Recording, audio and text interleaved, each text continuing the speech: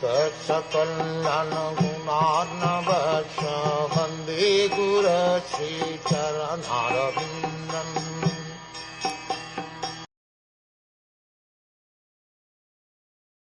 If one is very serious about liberation, he must stick to the process of transcendental loving service, engaging 24 hours a day in the highest stage of ecstasy, and he must certainly be aloof from all activities of sense gratification. There are different stages of perfection according to different persons' objectives. Generally, people are karmis, for they engage in activities of sense gratification. Above the karmis are the jhanis, who are trying to become liberated from material entanglement.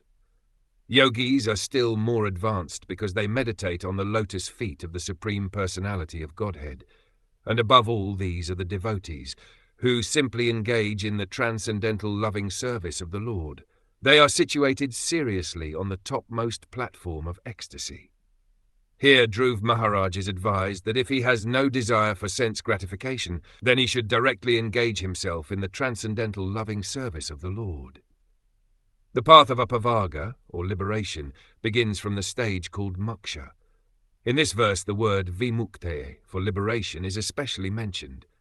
If one wants to be happy within this material world, he may aspire to go to the different material planetary systems where there is a higher standard of sense gratification, but real moksha, or liberation, is performed without any such desire. This is explained in the Bhakti Rasamrita Sindhu by the term anilasita shunyam, without desire for material sense gratification.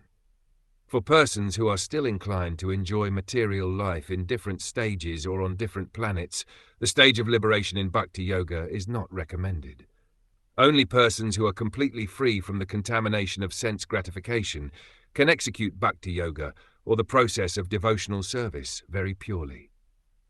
The activities on the path of apavaga up to the stages of dharma, artha and karma are meant for sense gratification, but when one comes to the stage of moksha, the impersonalist liberation, the practitioner wants to merge into the existence of the Supreme.